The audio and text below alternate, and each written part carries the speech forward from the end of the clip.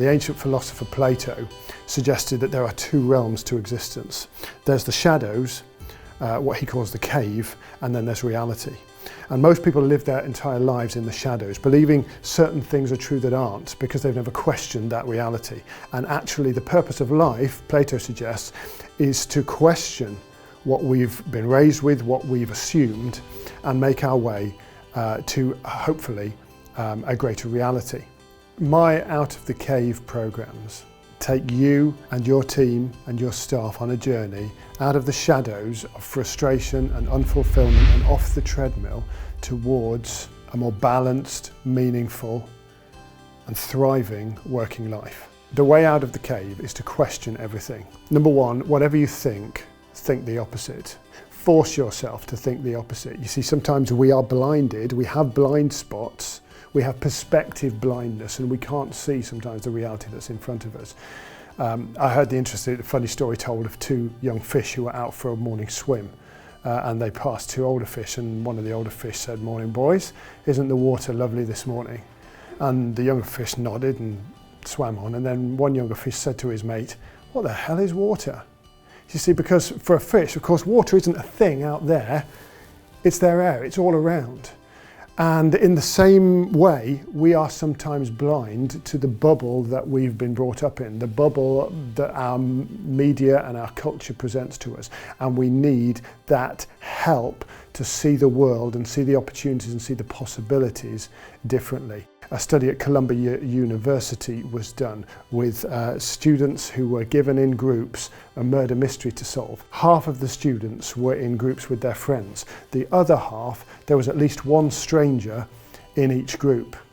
The groups with the stranger consistently outperformed the groups where there was no stranger. You see, we need to sometimes tap into that outsider mindset, that person or that perspective that comes at the problem from a different angle and enables us to see outside of the bubble that we've been living in.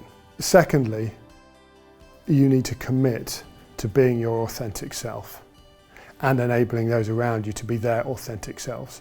Imagine a high-speed train on a railway track can reach speeds over 200 miles per hour, but you take that same train and you put it on a road, it'll never reach its potential, it'll never get up to speed, it'll never be able to corner, it'll never do what it's supposed to do.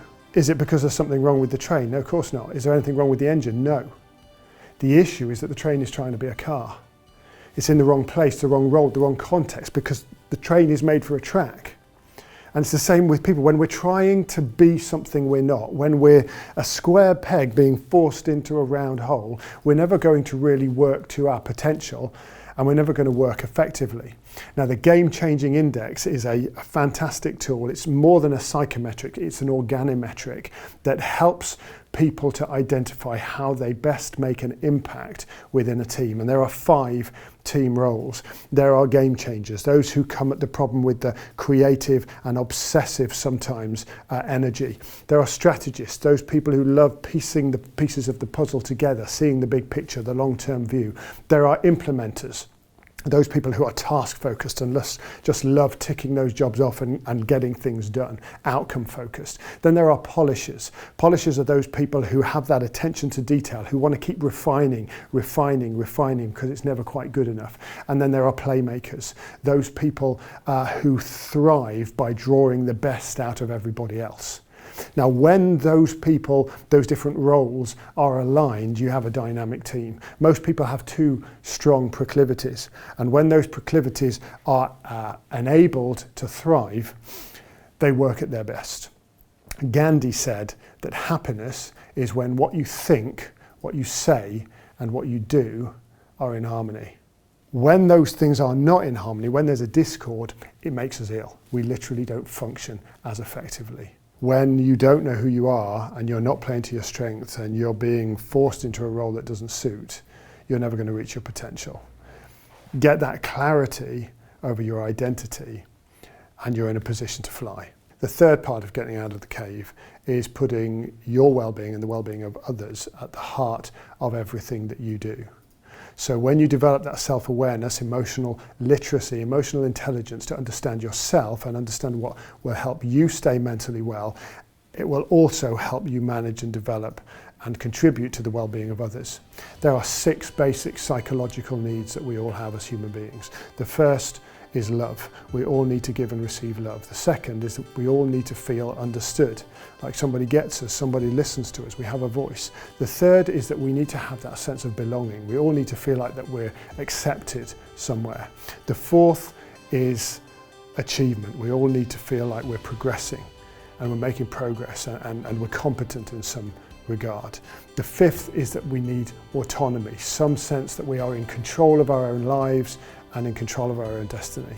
And the sixth one is that sense of purpose. We all need to feel like what we are doing matters, that we have meaning in some way. Now, when we understand that those needs are essential to making all of us tick, then we can self-diagnose. We can understand when we're feeling low, why we're feeling low, and we can address that. You see, with the possible exception of love, those other 5 psychological needs are all significantly and overwhelmingly affected by the atmosphere and the culture in our workplaces, what we're doing on a day-to-day basis. And when we understand that, we're a bit more emotionally literate about that, then we can not only look after ourselves and keep ourselves in balance, but we can look after each other and the well-being of others, and we can keep everyone in balance. And we can build businesses, organizations, workplaces where people can truly thrive, can truly grow, and can contribute to making this world a better place.